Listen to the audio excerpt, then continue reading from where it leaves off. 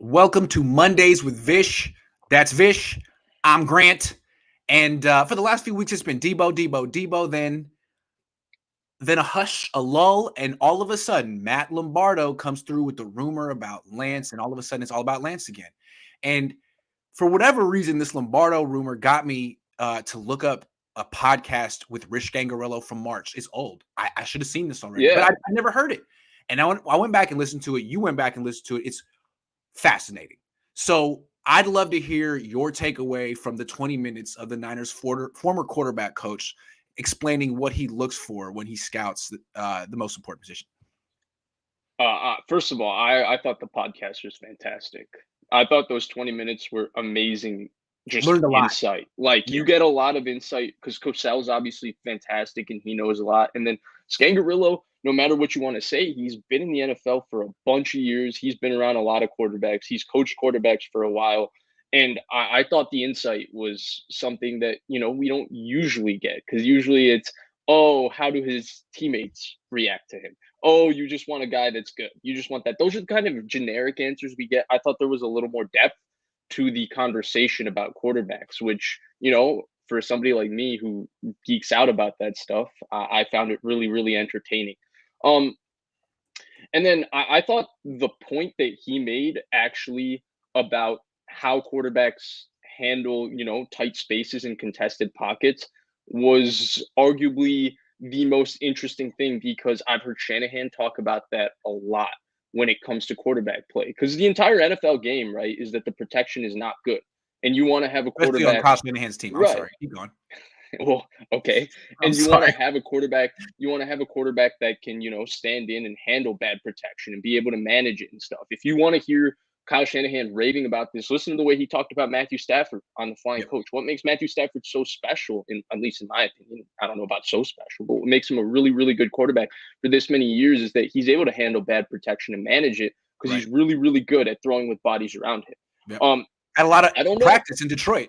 Yeah, I don't know if that's. Scangarillo also said, he pointed to Dwayne Haskins. He's like, he failed. This was before Dwayne Haskins passed away. He failed because, or he was a mirage because at Ohio State they really protect their quarterbacks. I mean, he never got hit at Ohio State. Right, exactly. And he's pointed about a Trevor Lawrence. Exactly. I think there's other examples like Jared Goff. To me, is a guy that has never learned to be able to play with bodies around him, and that's the NFL. He's never been able to function. Garoppolo, right, showed it in 2017 that he could manage, and he still can throw with people around him, but now we see him panic, which is a totally different issue. I think that was a really, really interesting conversation from that standpoint, right? Because I do think that is the NFL. If you look at the best quarterbacks, whether it's Deshaun Watson, Joe Burrow, Stafford, Tom Brady, Aaron Rodgers, Patrick Mahomes, they all have an ability to function in tight pockets and tight spaces with people around them. They can throw, they can make good decisions, they can escape, they can make off schedule explosive plays, They can do so many different things. And that's really what separates good quarterbacks and bad ones, right? Like Baker Mayfield. What's been the theme in Baker Mayfield's career? When he has good protection, he's a pretty good quarterback. When he doesn't, he sucks. I mean, you go back to Oklahoma, right? He was afforded the best protection. He played in the Pac-12, worst defenses in college football. Big 12. And Big 12, excuse me. Yeah. Pac-12 is sorry, my bad. Big 12, good catch. And in the Big 12, Pac-12 doesn't have great defenses, but it's better than the Big 12. That's true. But the Big 12 defenses are terrible. Oklahoma has the only good defense in the Big 12 is Oklahoma. Yeah, and they haven't. Well, I don't even know about that. Exactly, right? Defense too. Yeah, and so they had elite protection, right? They had Zeus Brown when he was there, and they had a few other guys who were drafted.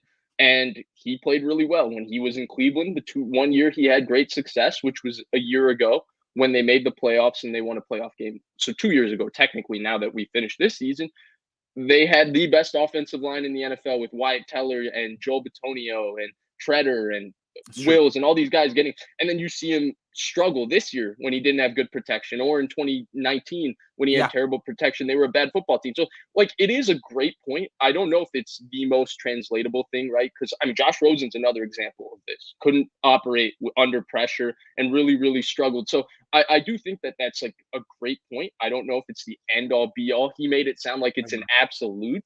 I don't know if it's an absolute. But Because I what he do talks think about that is like he basically said, if you could only look at one, he basically said, if you could just show me all a quarterback's clips when he's under pressure in right, college, if that's all I'd look at, that's the defining trait. He didn't talk about any other physical traits other than that, and that's where I think you're putting too much emphasis on one right, thing. right, because I think also how a quarterback handles the tight spaces is also an important part of the discussion, right? Because he made it sound like it's just a mental trait. Either you can handle it or you can't. But like Joe Burrow handles it totally different from how Russell Wilson handles it. Thank you, The thank common you. theme is that they're both really, really good quarterbacks And because they're Tom able to Brady handles it handle. different from how Steve Young handled Exactly. it. Yeah, Exactly. yeah, And so I wish, and that was my one gripe. I wish he would get into what he thinks a quarterback needs to be able to handle it. Because yeah. before it used to be the quarterback just needs to be able to play in rhythm, on time, on schedule, the way like a Matt Ryan plays with pure anticipation, just stand in and be able to just move in the pocket and be so functional from that standpoint.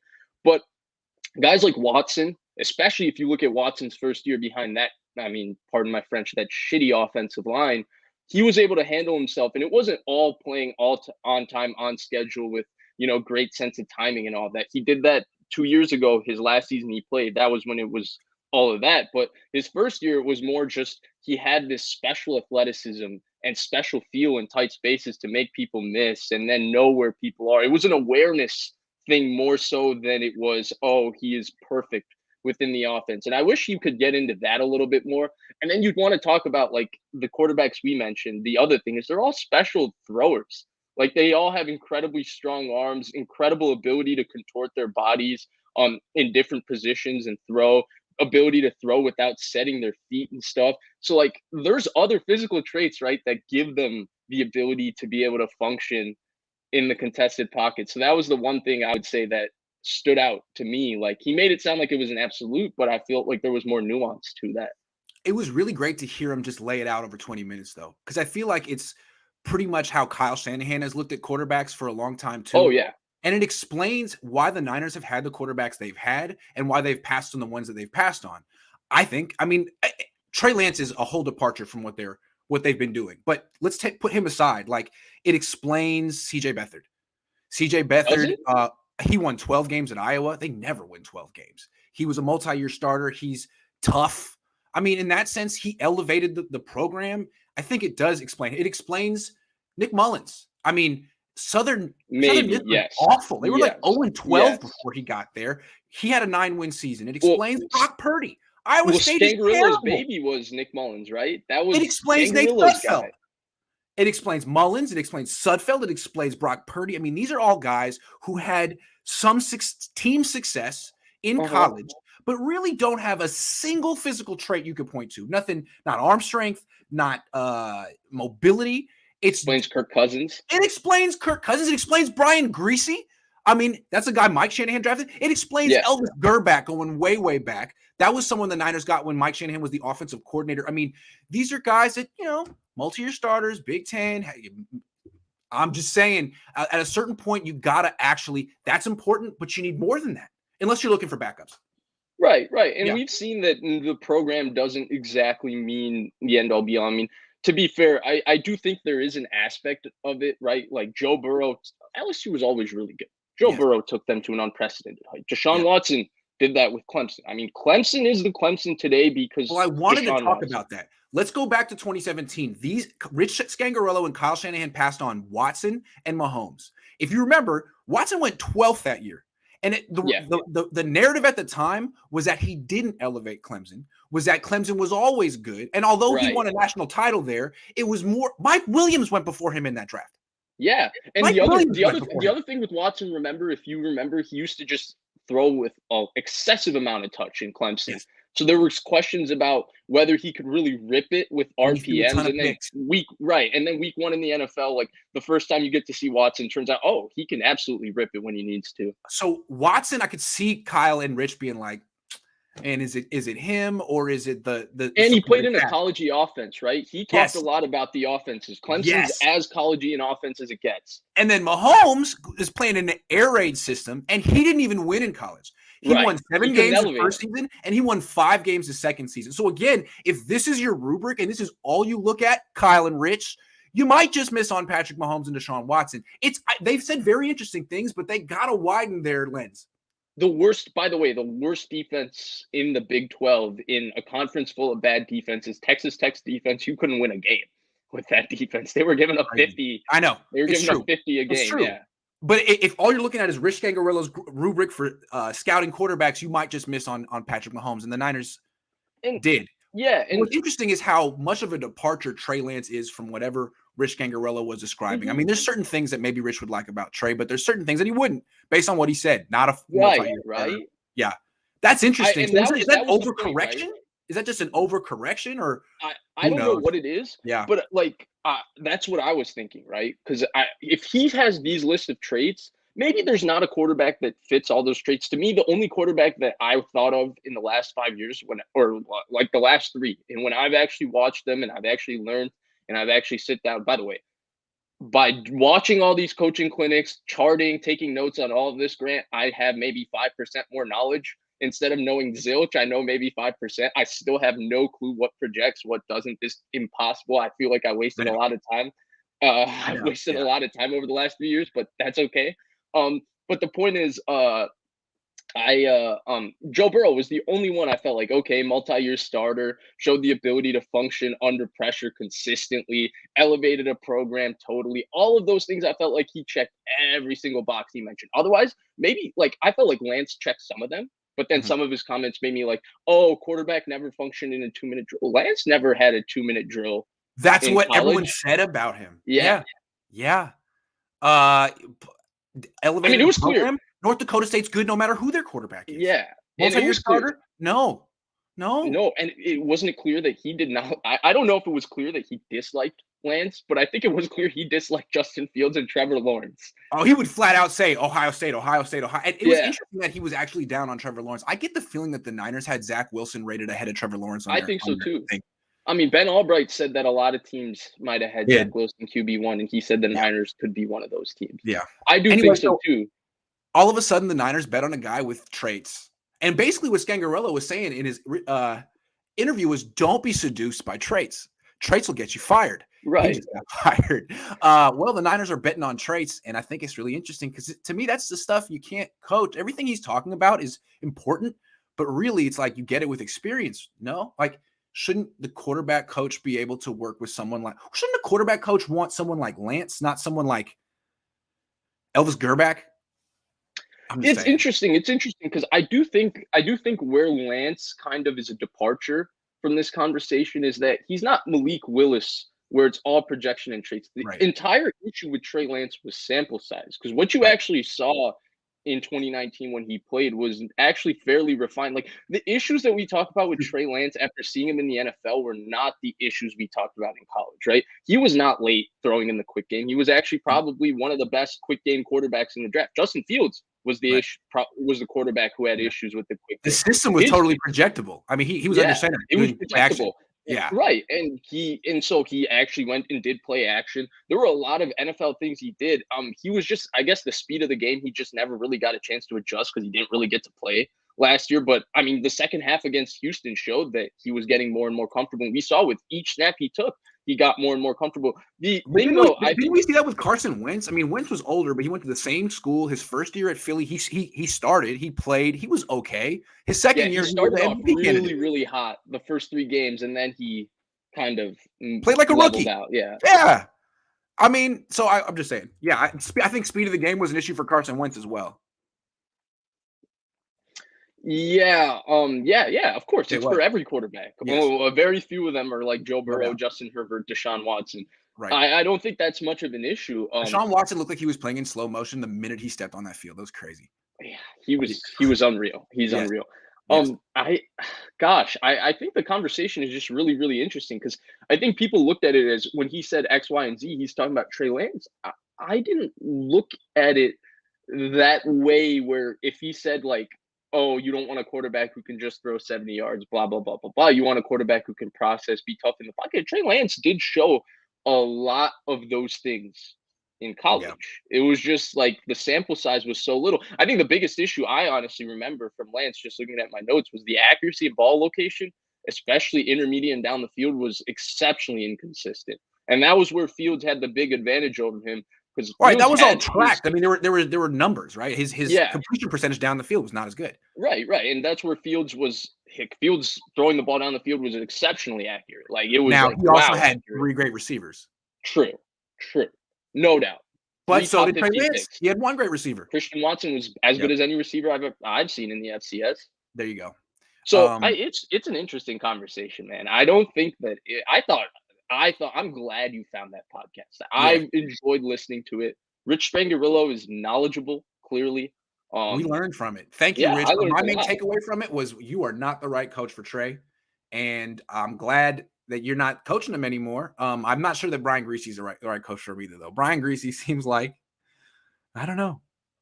I don't know. He is totally in the Kirk Well, Cousins Brian model. Greasy was I remember him being pretty tough on Lamar Jackson in a Monday night game. I think we all remember that. So I'd like Yeah. to see. Anyway, Corey says, I thought in the 2.5 games he played, Trey demonstrated good pocket awareness and made quality throws as the pocket collapsed.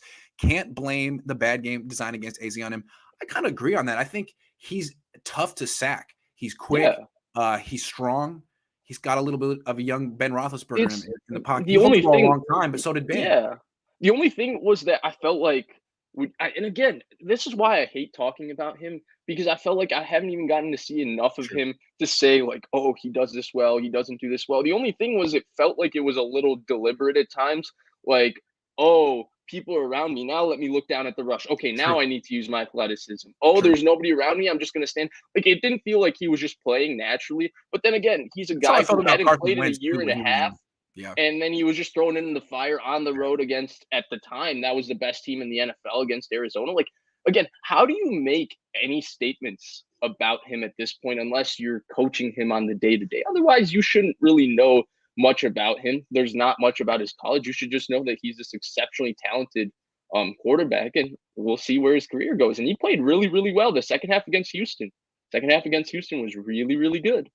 It was. And despite the fact that the Niners, he looked good in 2 of the 3 games. I mean, in 2 of his 3 games last year, his quarterback rating was over 115. That's promising for a rookie. Despite all they gave up to get him, still haven't named him the starter. Still have Jimmy Garoppolo here. It's Man, still kind of, despite what they say, we like them. It feels like they're hedging. And in your opinion, like, there's a lot of theories, right? As long as they're hedging, as long as Kyle creates the mystery, you can take it however you want to take it. And people are going to say, he doesn't like Trey Lance. It seems to me that it's probably very nuanced here. Why do you think the hedge is happening even this late into the process? well, I just think they don't understand the pressure. That's all. I don't know if it says as much about Trey Lance or anything because I don't think we've heard anything that could tell us, oh, this is what they think about Trey Lance. It's just they understand now that given all that they traded up for him, Grant, you need to do one of these. What? Oh, you came back in Oh, focus. my The bad. Sorry about second you that. ran, I was like, oh, Grant, we got to I'm get looking one up of these in. because I'm saying, like, what's crazy about the pressure that Trey Lance is under? It's way so much more pressure than even Trevor Lawrence or Zach Mhm. Wilson, which is crazy because he was picked after them. So Right. it's really what the And Niners did trading up to get him. and you know what else is crazy? Those two franchises from day one, the moment they drafted him, we're all in on those two guys starting Yes. from day one. Like Yes. the Jets went into the season with Mike White. Really? Dude, Trevor Lawrence threw 17 picks last year. Yeah. If And Trevor Lawrence was awful if Trey last year Lance for a had lot done of that, people would have. I mean, Kyle Shanahan would be on the hot seat. I mean, people would be talking about him Yeah. recklessly all year Yeah. because they traded up. But that's the point, right? Right. Start the first things first is what they gave up to trade up for him. That Yes. makes the conversation more difficult. And then Yeah. the second part of the conversation is Trevor Lawrence had to deal with Urban Meyer and a crappy offensive line, and Marvin Jones is his number one receiver and a bad Yeah. defense and a bad organization. Zach Yeah. Wilson had the protection actually improved a lot the second half of the year. It wasn't that good at the beginning. The receivers, Elijah Moore came along, but like it was a young football team. Was Rebuilding. very injured. Robert Saleh just seems to be cursed from that standpoint. Yeah. And they were not very good. Trey Lance is coming into a situation with a really good team. Kyle Shanahan, George Kittle, Debo Samuel. And that's where the pressure, along with what they gave up to trade for him, exacerbates where he has to be good now. Yeah. And I think that's a little bit unfair to him because he hasn't Not really just good gotten to though. play. There's going to be I don't even growing think it's pains. good, man. I think it's great. Yeah, Because to great. me, what they gave up was more than what the Rams gave up for Stafford. They gave up Yeah. 3 firsts and a third. That's what the Browns gave up for Watson. Watson went to 3 straight Pro Bowls. Watson is what people would consider a great quarterback or a excellent quarterback. Yeah, Stafford is looked at as a perennially top 10 quarterback. Yes. Watson is looked like as an elite franchise. You know, when we talk about the best quarterbacks in the game, the ones that, you know, can just elevate a franchise, that can put a team on their back, that you can hands down win a Super Bowl no matter who the quarterback is, where he can play like the best quarterback in the NFL for a season and stuff like that. Watson's with Allen and Mahomes and those guys. I know like what he did was weird. That entire situation was weird and he didn't play last year, but healthy Deshaun Watson to me is after Patrick Mahomes and Josh Allen. Like I like him. I think he's better than Justin Herbert. I'll say that. Wow. I just think it's amazing. Like everyone compares Trey Lance to Josh Allen, right? So Josh Allen, when he was a rookie, he was 22. Trey Lance was a 21-year-old rookie. He'll be 22 this year. When Josh Allen was 22 in the NFL, he was 5-6. He completed 52% of his passes. He threw 10 touchdowns and 12 interceptions. Yeah, but he had an insane season running as a rookie. The running was can't. And he showed a lot of flashes. He did not look like a bum, but it was rough. If Trey Lance does that this year, it's going to be unacceptable. And it's not because of him. It's because the Niners traded up. It's because they traded up, and they didn't trade up a little bit. It wasn't like a first and a third, like what the Chiefs gave up for Patrick Mahomes. It was 3 years worth of first round picks. I think if he did it last year too, I think it would have been a little bit more acceptable because the perception of Lance last year was, okay, he's going to need some time. Okay, so you go through a growing pains last year. But if he does it this year after he got the time, the Niners will get absolutely eviscerated. Crushed. Yeah. So it seems to me that Kyle knows, as long as he keeps saying, you know, Trey's almost ready. Trey's almost ready. He's coming along. He's going to be great. He's going to be great. But he waits until that day comes. He's okay. But as soon as he plays him like prematurely and he's not great right away, Kyle's in trouble. Yeah, it's not Trey's in trouble. Kyle's in trouble because Kyle staked his reputation on it. Kyle wanted it. No, I think that's inarguable. It's inarguable at this point. The one thing I will say though, and I do think in fairness, because I've talked about this a little bit. I've never really liked the Josh Allen comparison for Trey Lance. I feel like Josh Allen has turned into like the Deebo Samuel of comparisons, where if a guy can do something after the catch, he's Deebo Samuel. He can do Deebo Samuel thing. The guy is big and has a strong arm, whatever, he's Josh Allen. If he needs a little refinement, because Trey Lance did not need the amount of refinement Josh Allen needed coming out of college. Josh Allen didn't even really play within his offense. He had crappy protection. He had terrible receivers. He used to just run out of the pocket, run people over, and throw 40 yards down the field. And sometimes it would be the greatest throw you've ever seen. And sometimes it would be like, wow, you missed by that much.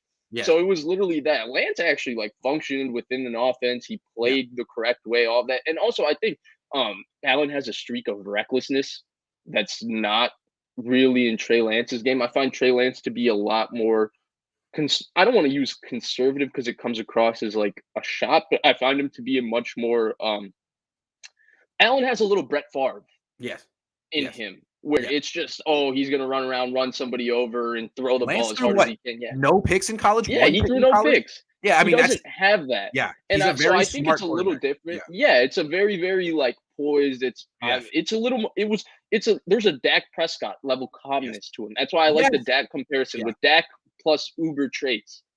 So I've never liked the Josh Allen comparison from that standpoint. I think their development track is also totally different. I think they needed different things. But I also think that the pressure on him is immense, and it's immense because of the situation. And I think it's unfortunate because, like, I think most people would look at it as after the draft, Lance is actually in the best spot. But Lance is also in the worst spot in a different kind of way, because he has to be good immediately. And he can not only be good statistically, he has to be good in terms of getting results and wins and losses, right? He could be phenomenal statistically, but if the Niners go 7 because Jimmy gets the results.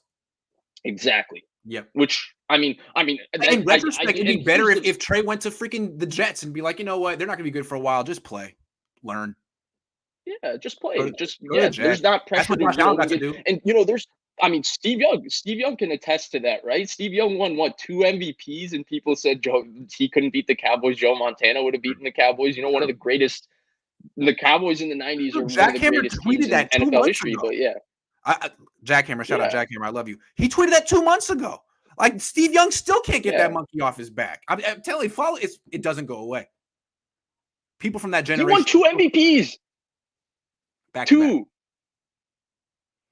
People still think Joe should play. There was nothing Steve could have done.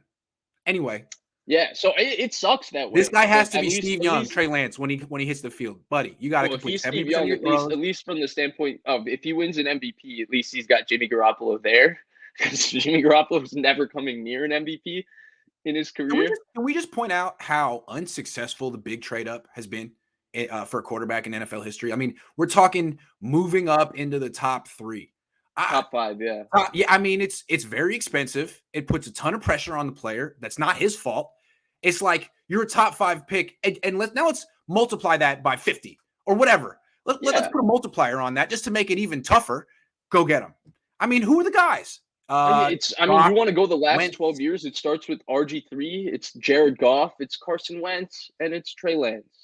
And the thing is, I think each of them are a case by case. I don't think just because those guys were unsuccessful, you can say anytime you trade up for a quarterback in the Goff top went 5. to 2 Pro Bowls. Wentz went to 1 Pro Bowl. RG3. I mean, like if they hadn't had the big trade up, you could be like, well, he had a decent career for a first round. You're right. You know what From I mean? that standpoint, the trade up was like he was a total bust. Yeah, because technically we look at it, and at this point we look at Carson Wentz as a flop for the Eagles, Total but flop. technically he almost won an MVP. Goff went to a couple Pro Bowls. Respectable. RG3 won Rookie of the Year. Those are not, Respectable. like the same thing as Jamarcus Russell. Yes. You're right. I didn't realize that, but the perception is a little all bit about clouded the just perception. because of the trade up. And Trey is now facing that, dude. If you're not Patrick, if you're not Deshaun Watson, if you're any less than Deshaun Watson, people are going to be like, man, that was too much. They gave up too much for you. Yeah. Hey, that one incompletion, that was your fault. I mean, it's just going to be.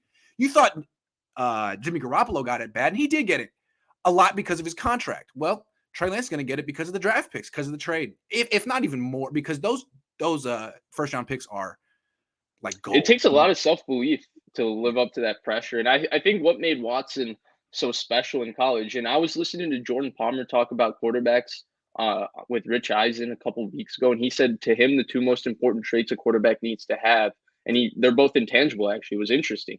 He said self-created confidence, where you don't need anybody else to tell you you're the man. You're the freaking man. Or sorry, he wasn't with Rich Eisen. He was talking about this on The Herd a few years back when he was talking about Joe Burrow. And then the other one is maturity. We know Lance has the maturity in spades.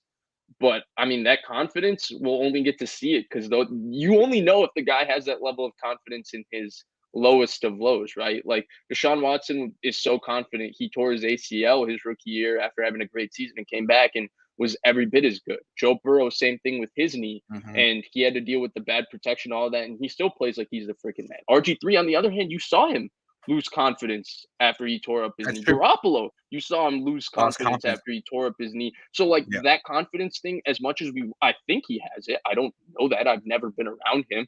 Until a guy actually goes through, the ups and downs of the NFL, you don't know if he has the confidence in himself and that self-belief to bounce back no matter what, right? Because all the great players, and that's my entire thing with the starting sitting conversation. Oh, you don't want to ruin his psyche, blah, blah, blah. In my opinion, the starting sitting, I think it's a case by case. Some guys need to start, some guys don't. I don't think it means that by sitting, you're going to be more successful. I don't think it means by starting, you're going to be more successful. But your psyche is going to get ruined at some point in the NFL. You can't protect a guy from that. And the really great ones are the ones that do have the confidence to overcome that. And the ones that don't aren't going to be good regardless of their situation. That's just the reality of real life, but it's exacerbated to a T because of the microscopic view that everybody has on the NFL. To me, if you took a quarterback in round 1, the only reason not to play him is that you think your team is so bad that he'll literally get hurt. Your offensive line is so bad, he'll get. Otherwise, you took him in round 1, you should freaking play him.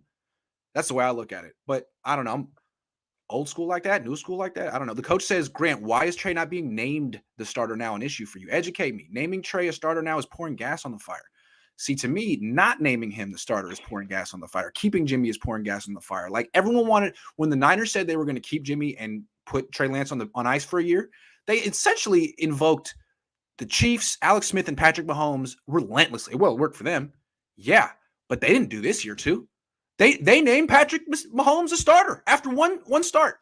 Yeah, it was totally different, right? There was questions about whether Patrick Mahomes would start the playoff game after, because they lost that playoff game to Tennessee. They were up 20-0. Travis Kelce got hurt. It went all downhill.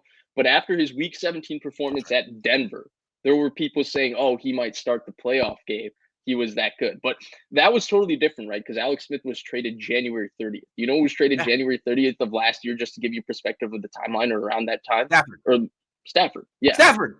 So that's when Jimmy should have gotten traded if there was a market for him. It's a totally different situation. Yeah. I know John Lynch said that the shoulder injury, they were so close to getting him traded, but then the shoulder surgery screwed them. I don't know if I buy that as much because he also spoke out of his butt a couple months ago when he said they didn't really get any offers for Garoppolo. So how close are you to trading a guy who you didn't get offers for? I'm not 100% sure of that entire conversation.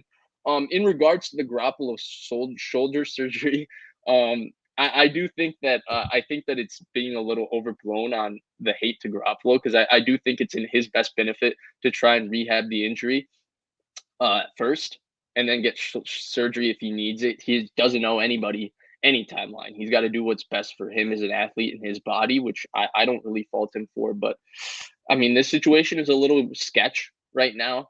I think that naming Trey Lance the starter, again, the coach is right. It doesn't really change much in the grand scheme of things. But I also think not naming him the starter like this and saying, "Oh, he's got a chance to compete to show us that he's the guy we believe in," and all of that is not the type of dialect that's usually used when you're talking about a guy that you trade up that much for and make him your franchise quarterback. And I think that's opens the door for the Matt Lombardos of the world to say they heard someone say that you're continually underwhelmed by him.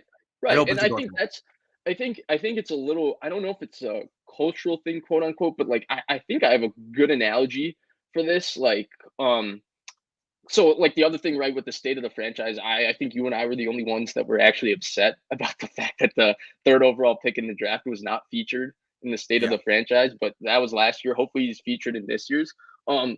I think that, okay, so the analogy I have is like Trey Lance is like the kid whose dad, like, you know, spends a lot of money on him and does a lot of things for him. So he expects the kid to immediately know that his dad loves him and his dad thinks very highly of him, but he doesn't tell him.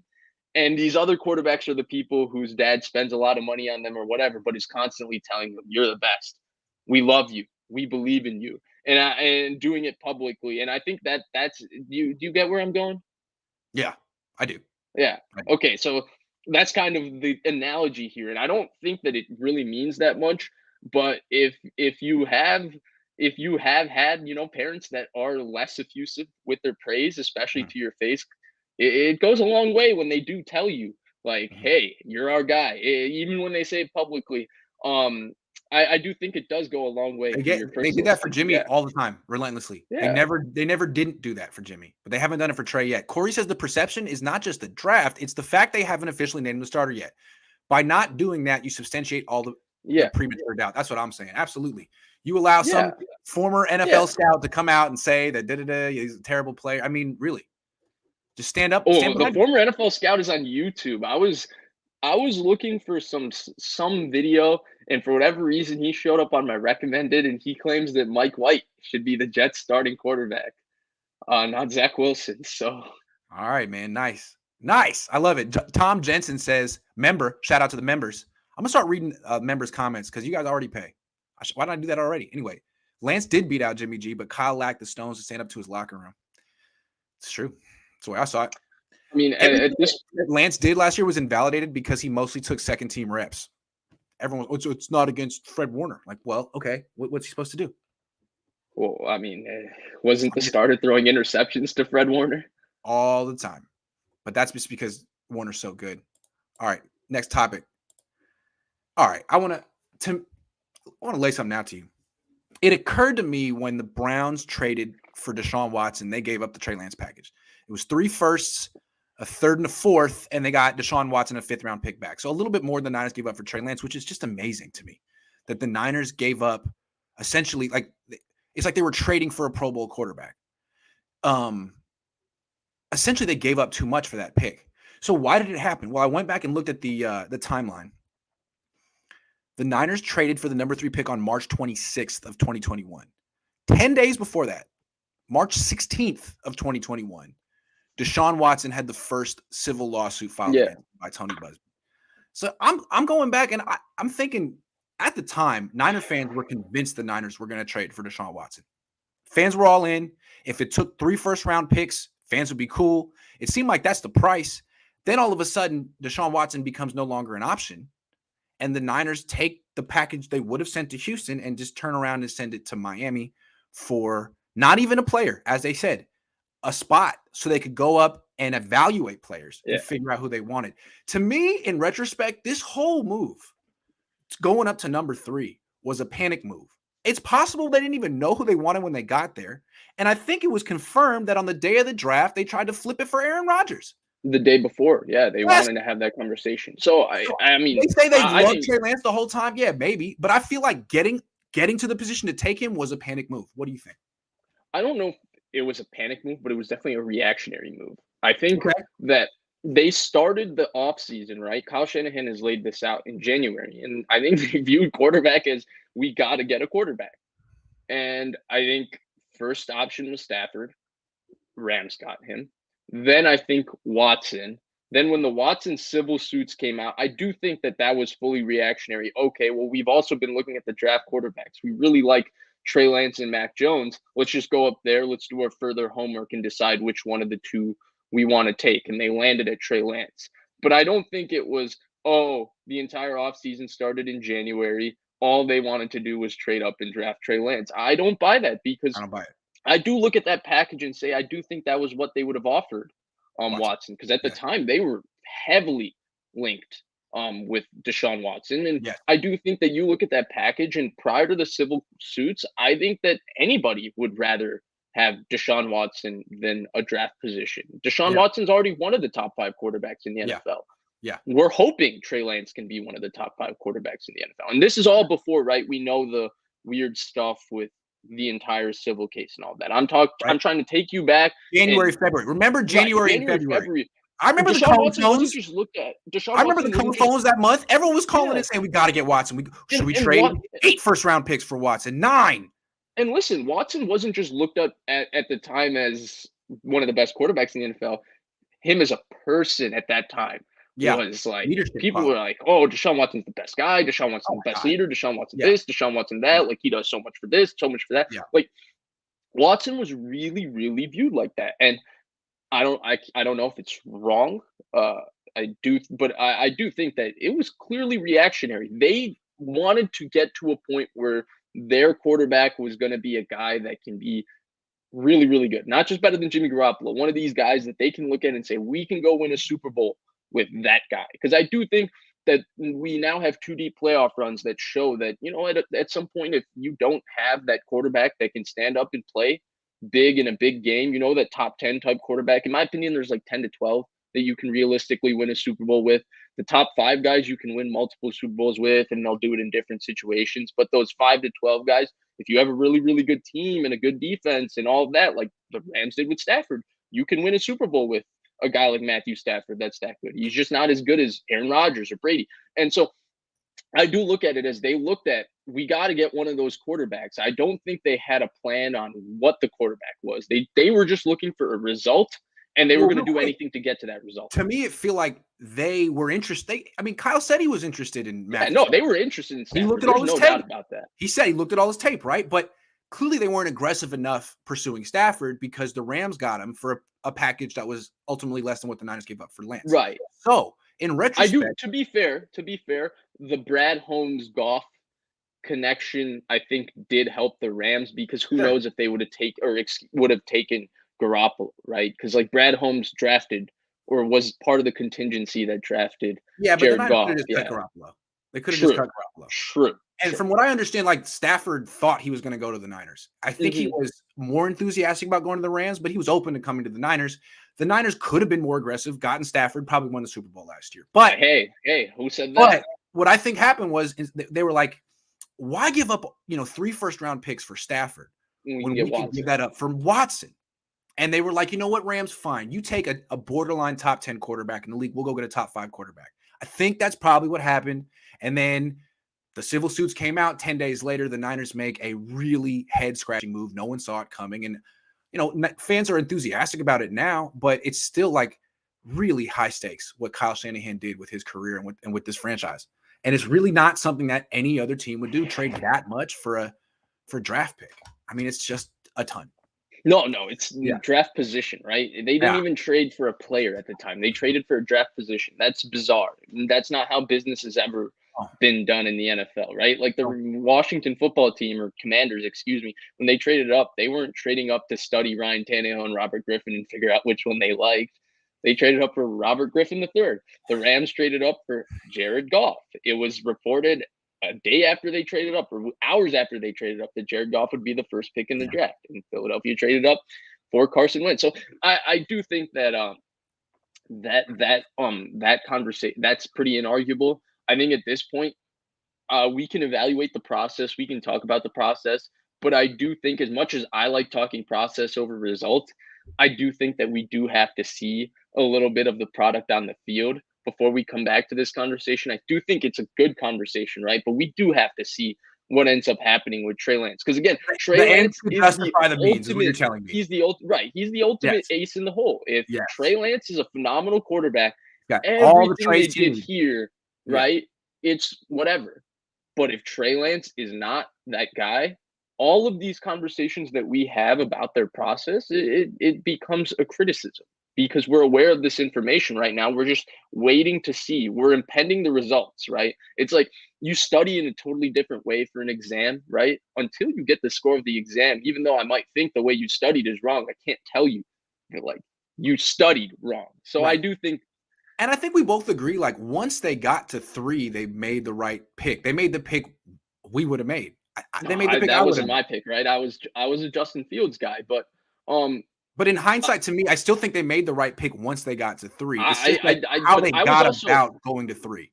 So here, if I can go back to my thought process at the time, my favorite quarterback of those 3 was Fields, but I was also like, I just want Shanahan to get a guy that he believes in. I don't care who it is really of the 3.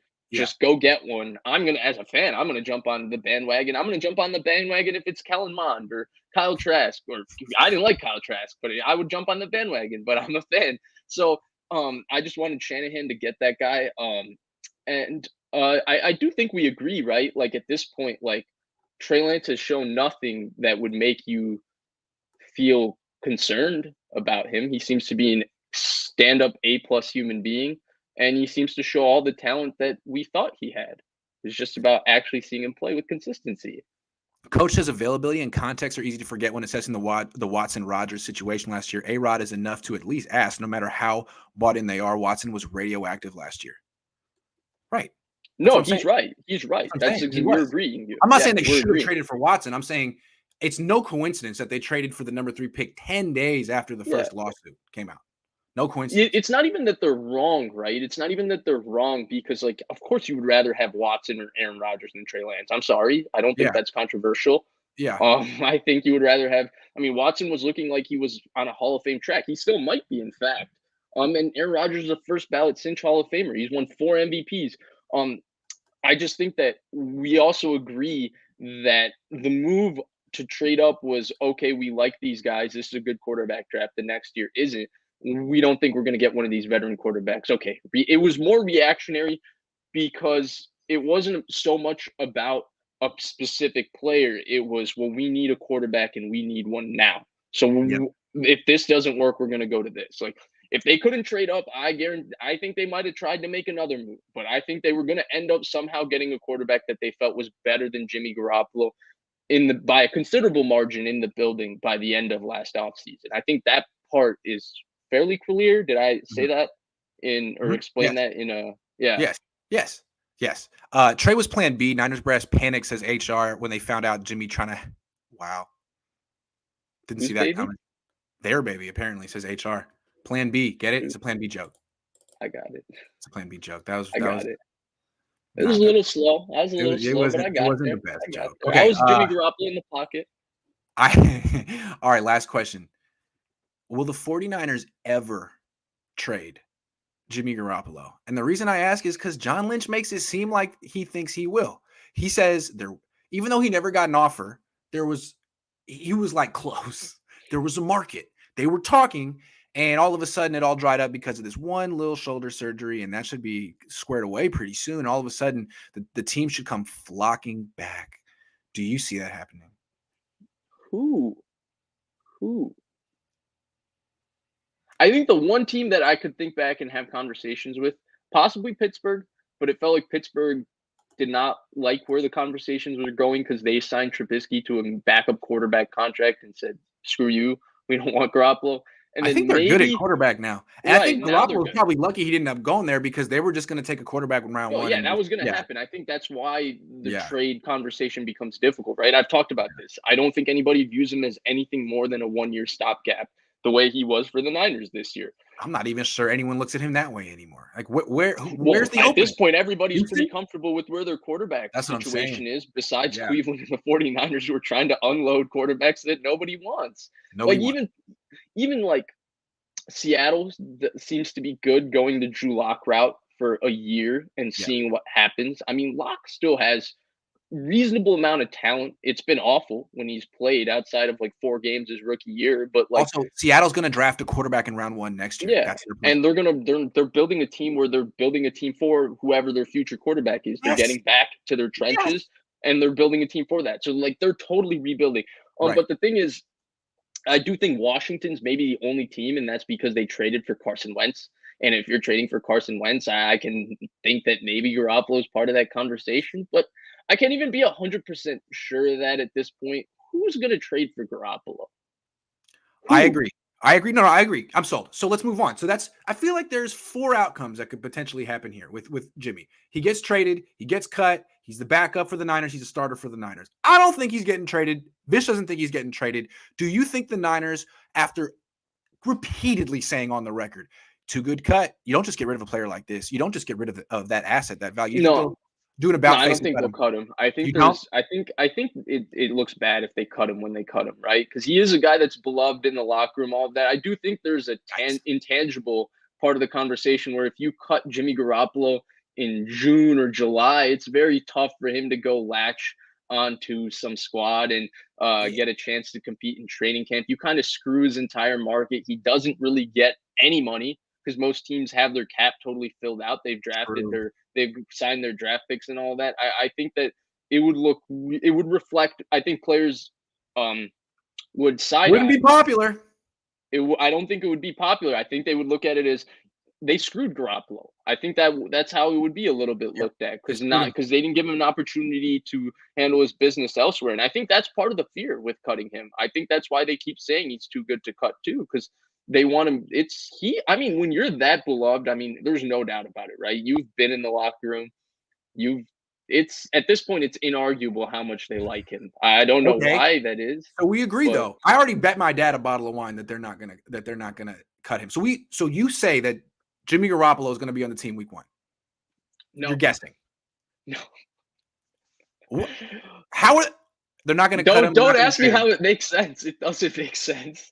But I think there's There will some be parallel God will come universe. down and just intervene, like it'll be divine intervention. I'm not gonna let Yes, this happen. divine intervention. I'm again, like I see you I just don't watched want to speak Doctor it into Strange. existence. I watched Doctor Strange yesterday. I think there's some parallel universe where Garoppolo somehow has a market and you can trade for him. But no, seriously, like I don't know what they're gonna do. He's I gonna be can't on the even have team. a conversation about You're this with telling a me he's gonna straight be on the face at team. this point.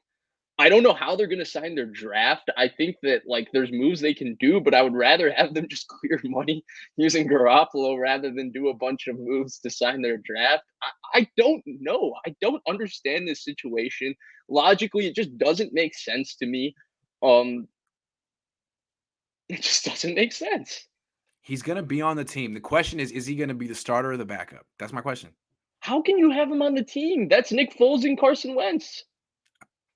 I know. My dad made the bet with me because he said the Niners aren't insane enough to do this. And I said, yes, they are. Yes, they I don't are. even know. I don't even know what it is at this point because like insanity is not doing the same thing over and over again, expecting a different result. If they start Jimmy Garoppolo, they are insane. Yes. Yes. And you know what? That's what I'm banking on.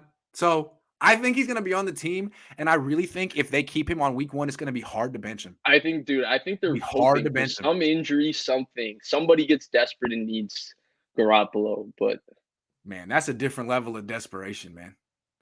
But that's hope, right? You can't make a business decision on No. hope. Here's Grant. This is where you stay with your tinfoil hat on. I'll put on my fan hat, and I'll say that I believe that Kyle Shanahan and John Lynch know exactly what they're doing. Okay. They have a solution. What a Garoppolo, this is all diplomatic Garoppolo's answer. fault, I love it. huh? What a diplomatic answer. I love it. Yeah. I love it. I don't know how they're going to do it. I can't figure it out, but they'll figure it out. Yeah. I like. What is the market for him at this point? Nothing. Would you want to go down the teams? All right, let's start. Seattle isn't that stupid.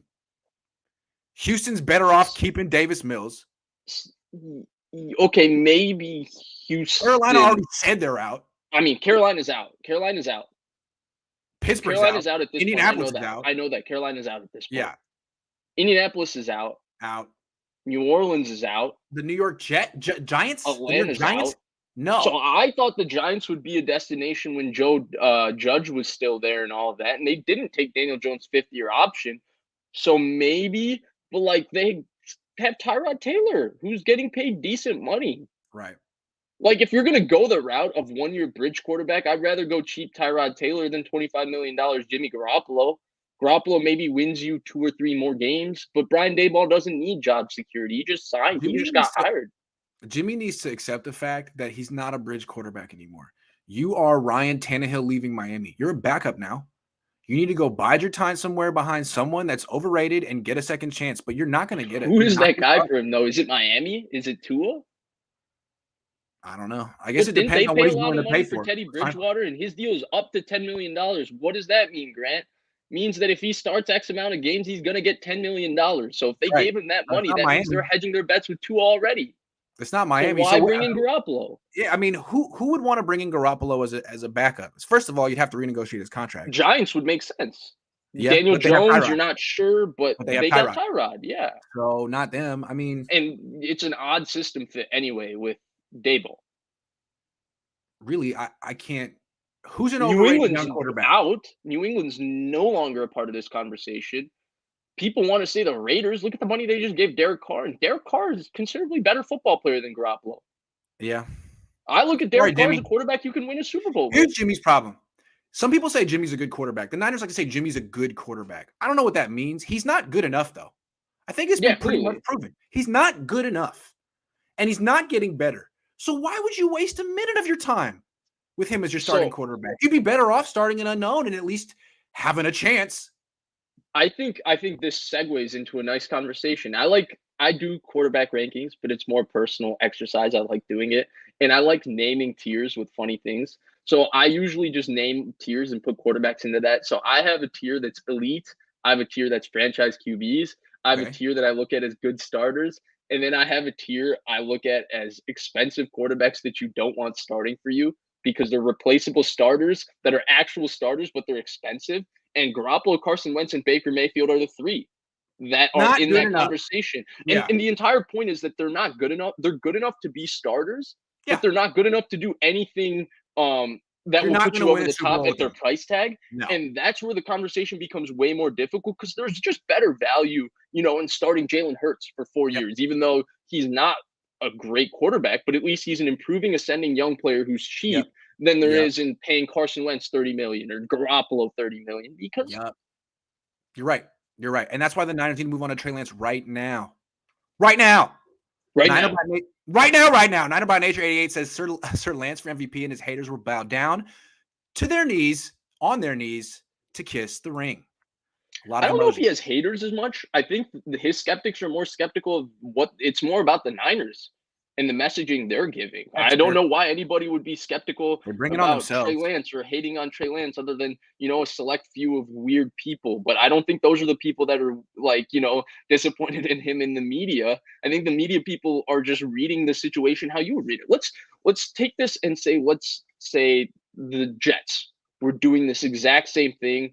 They had a starter, they drafted, they traded up, and they were doing this with Trey Lance, but it wasn't the 49ers, it was the Jets.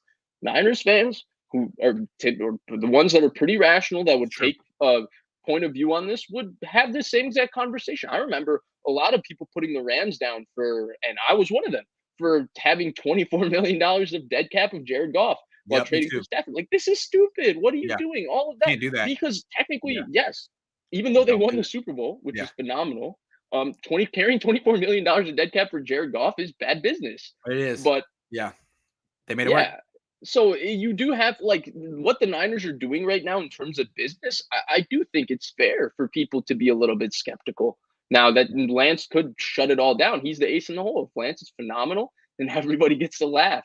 But if Lance isn't, then we got to have this conversation. Each of the topics we did in today's show, they all of a sudden turned into a topic of this is why John Lynch and Kyle Shanahan failed with the 49ers, even though they've been to 2 NFC championship games, which is shocking.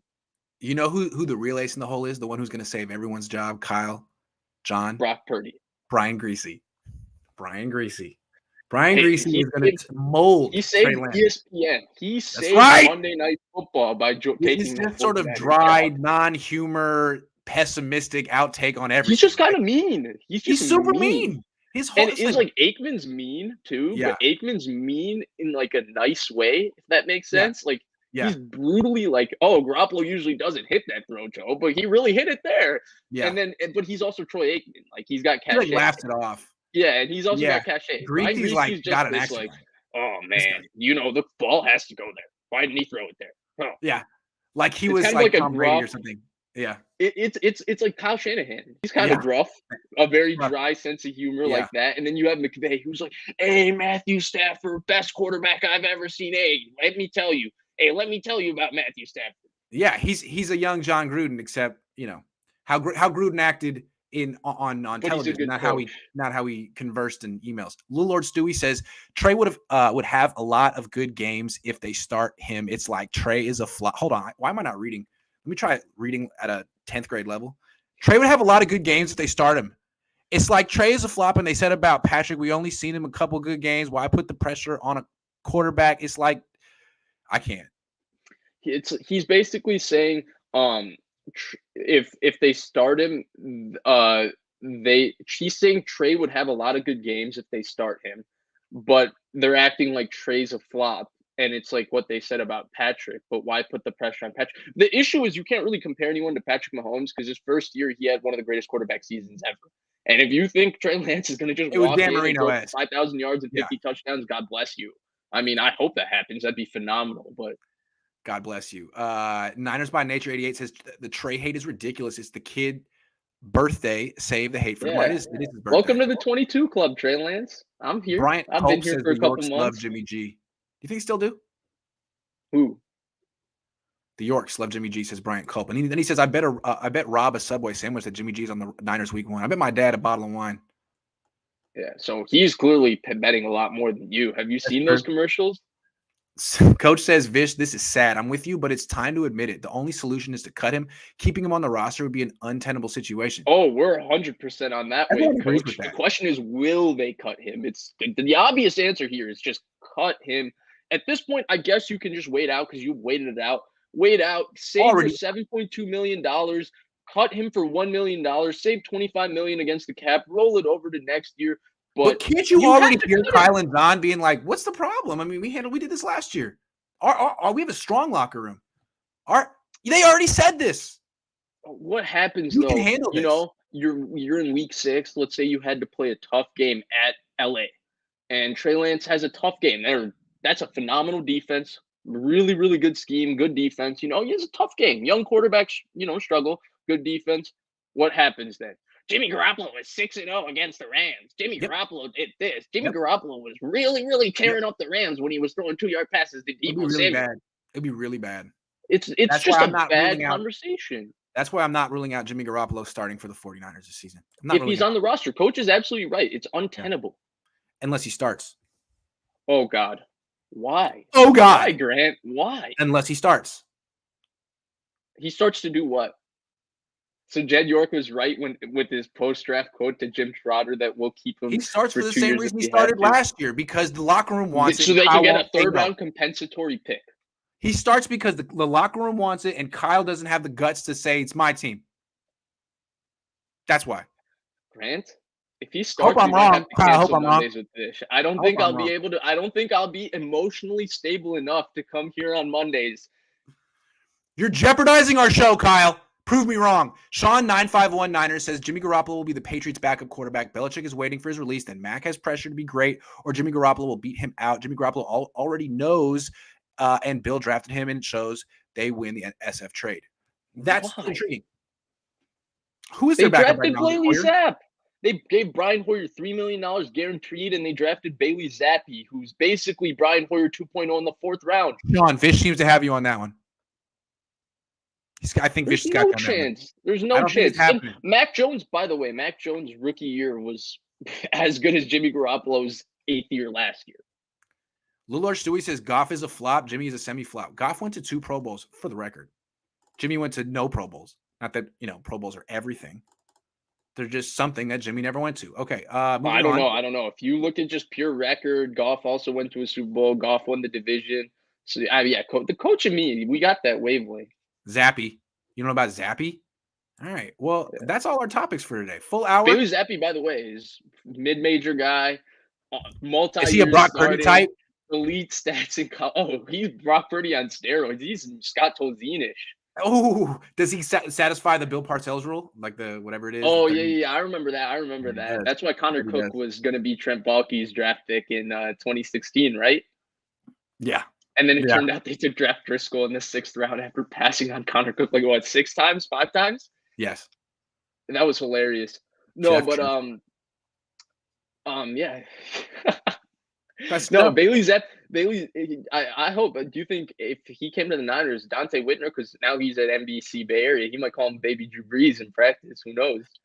That's the thing about the Niners. Like, that's why I don't put any stock in players saying Trey Lance looks good or Trey Lance doesn't look good. Like, they're focused on their jobs. I remember when Colin Kaepernick was in his 2nd year and Alex Smith was still a starter in training camp.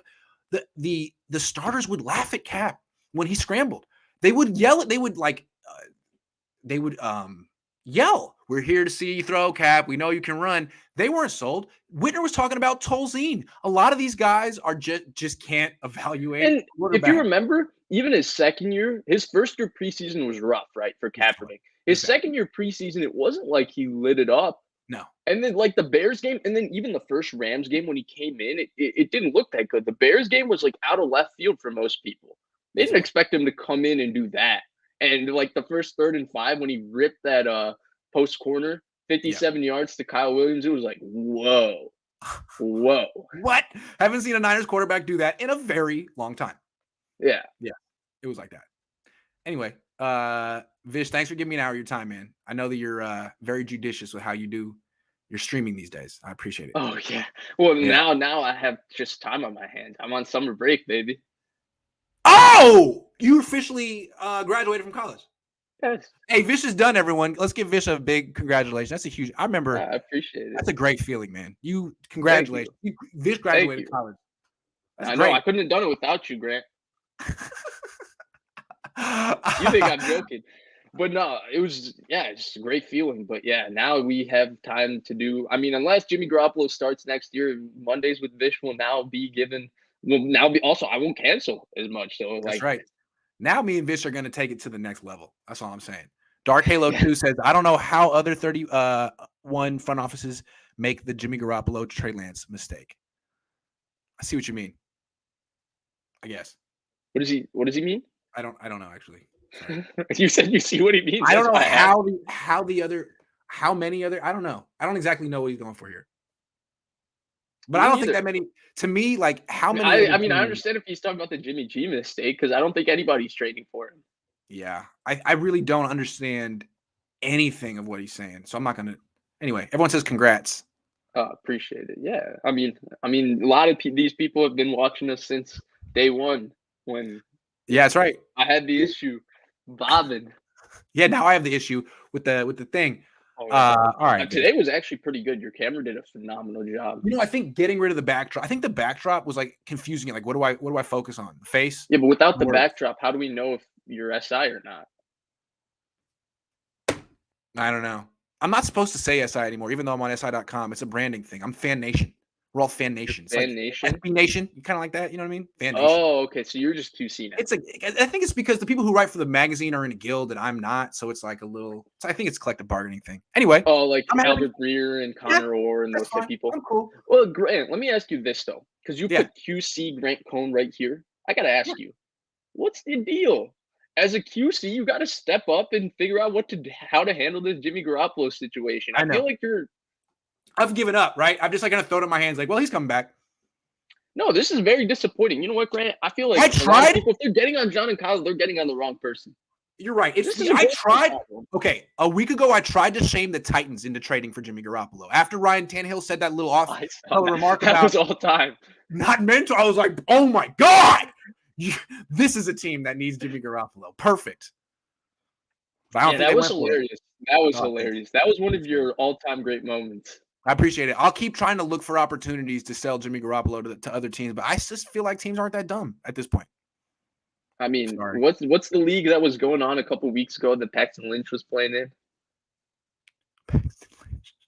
Real quick before No, we I start. don't mean that. I don't mean to compare him to Paxton Lynch. I'm sorry.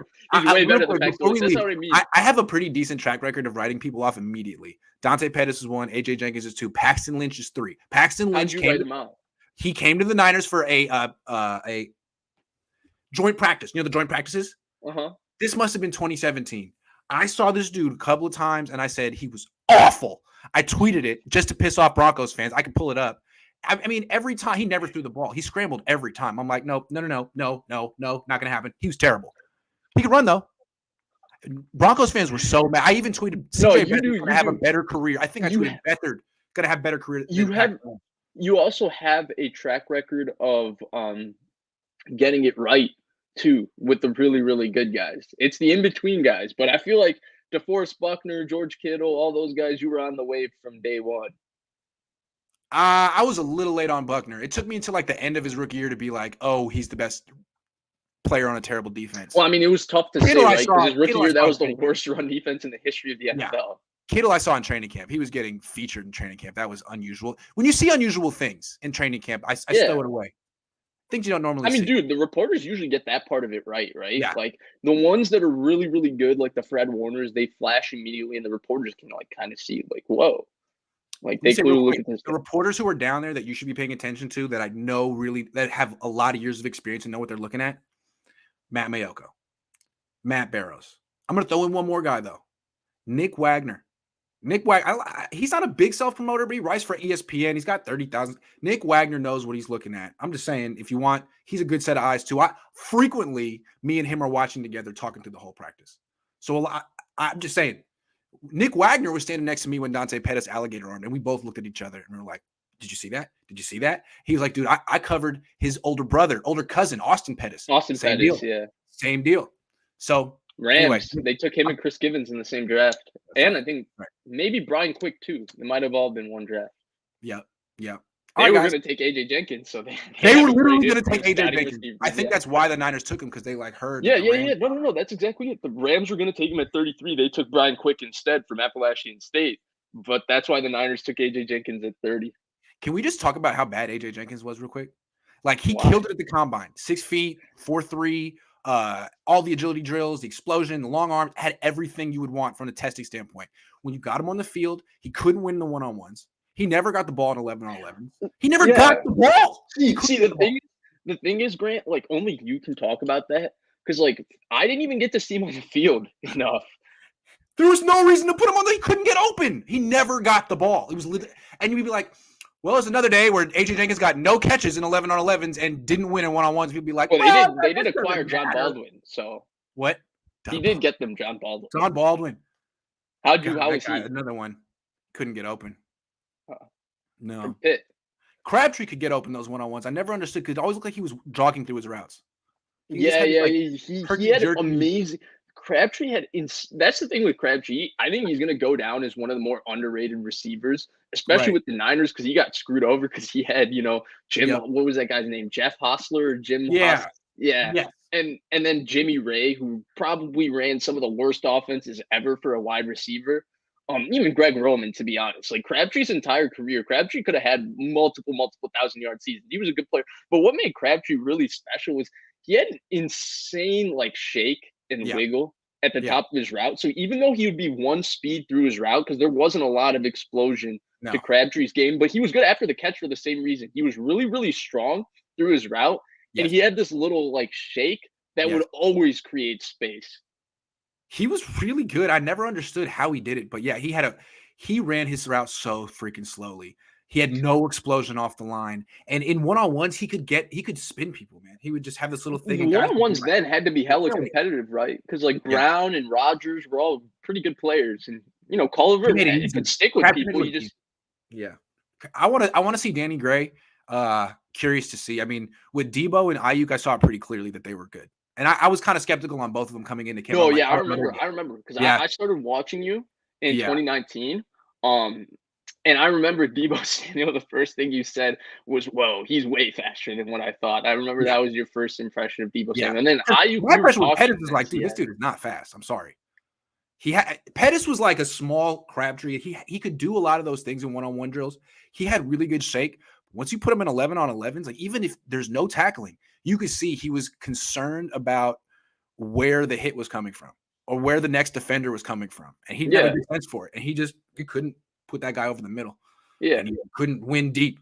So I was like, yeah. I Yeah, don't know, man. Pettis was purely just he was good off the line of scrimmage because he was very quick, like insanely quick, Quick. and he could win like down the field, but it's outside Yeah. and near the sideline, so he could Yeah. win on like fades, slot fades, Yes. comeback routes, which Out. are Yeah. all the antithesis of Jimmy Garoppolo. I Yeah. honestly I True. don't understand. Kyle Shanahan puts such an emphasis on physicality in all his skill positions. I to this day I do think not it's the Dante understand what he's Pettis on effect. Dante Pettis. I think it's the Dante Pettis effect. Ever since they missed on Dante Pettis, every single skill position guy has been extremely tough. I mean, Danny Gray's a little small, but they say he's super tough. So I Yeah, think they're trying to not make that mistake again. yeah. Someone Anyway, someone donated to you actually. So if Tony you want to B get says them, Croc said Danny Gray reminds him of AJ Jenkins. Oh wow, congrats, Vish. Turn up, bro. thank you, What thank I you. remember about AJ Jenkins watching his tape before I realized that he was terrible was at Illinois he just ran shallow crosses. That's all he ran. Yeah, and I'll You say wouldn't this see him because I beating actually do man buy coverage. that Yeah, because I started watching Danny Gray and I have seen what Croc was talking about, and I do yeah, agree with that in a lot of ways. I think there's one difference. AJ Jenkins ran 4.38, but if you and he actually didn't. watched him in Illinois, he played Mm, 4.45, 4.5. yeah, Danny Gray does play 4.33, so that is the one I think important distinction between the two. Because like Danny Gray also Croc's talking about his route running, which like his speed doesn't show up in his route running. But AJ Jenkins wasn't just running by people after the catch and stuff either, where you looked at him and said, "Wow, that's the fastest guy in the Big Ten."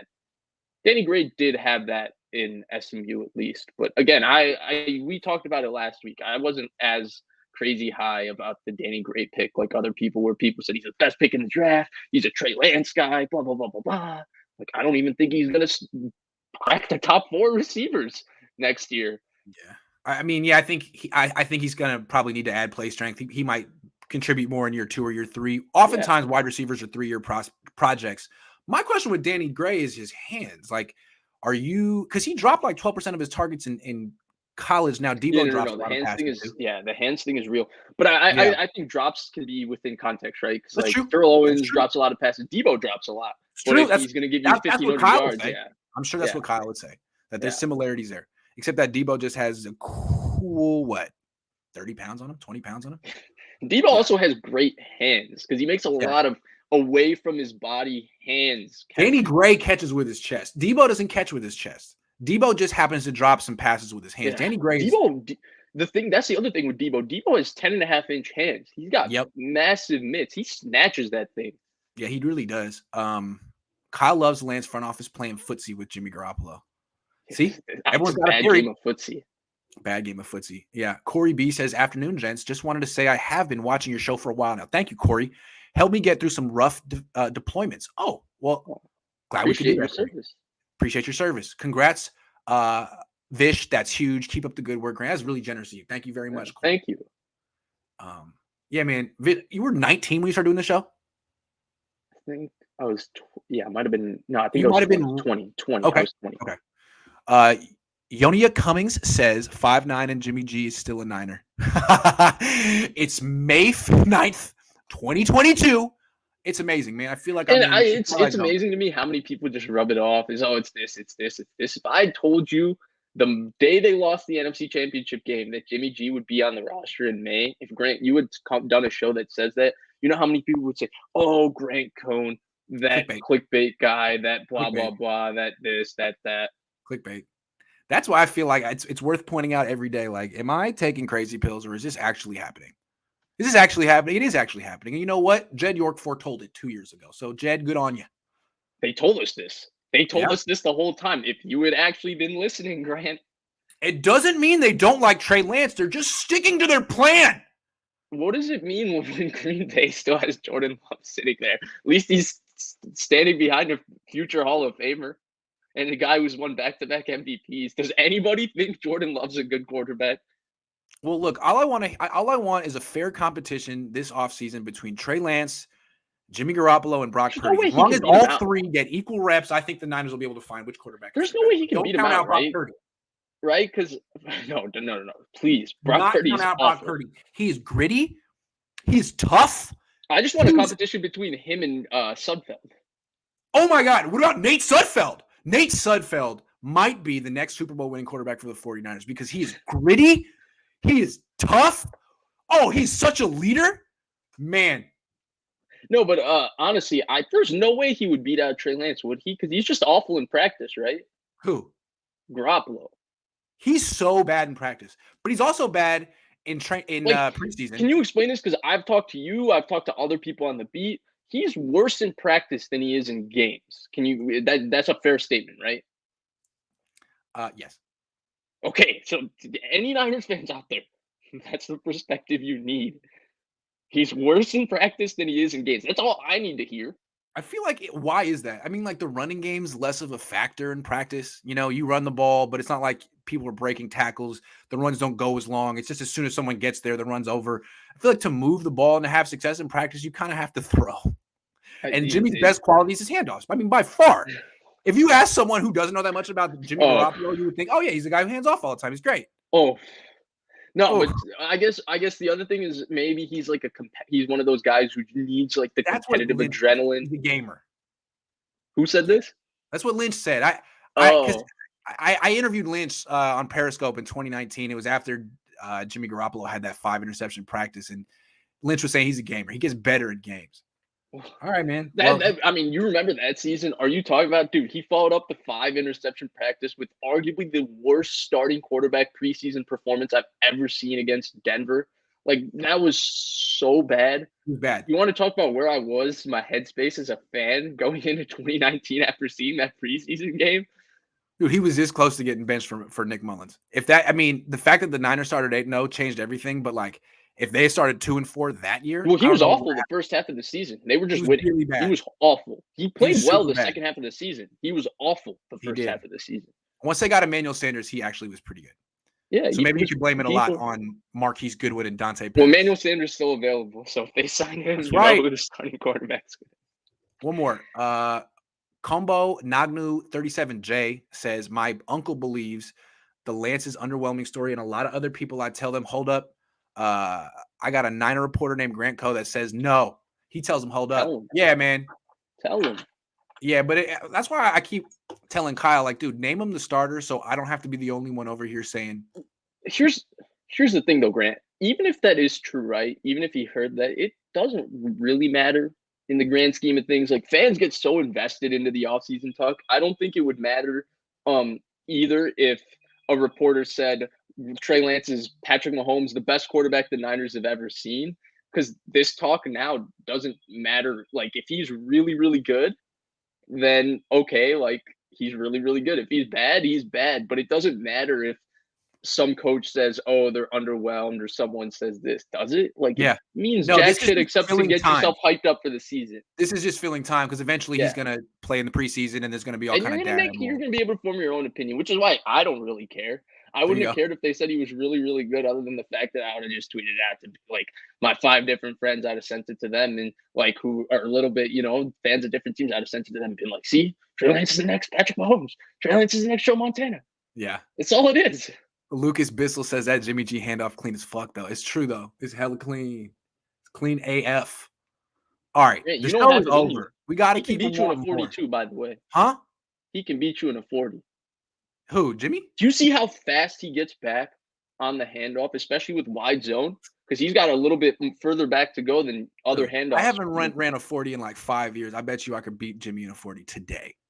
Jimmy's hella slow. Jimmy's hella slow. That guy has no quick twitch muscle in his body. Jimmy, I'm calling you out. Let's race. Oh. If you can beat me in a race, you can be the quarterback of the Niners this year.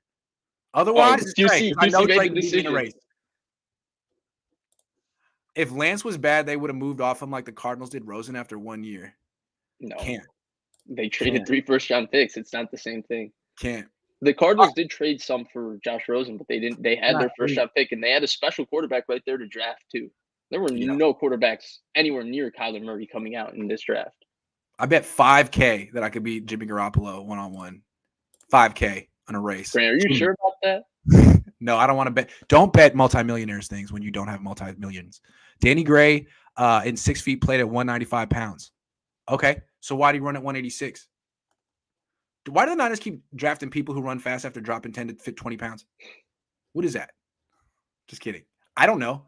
All right, show's over. We'll be back soon. Thanks for watching. Goodbye. Have a great Monday. Goodbye.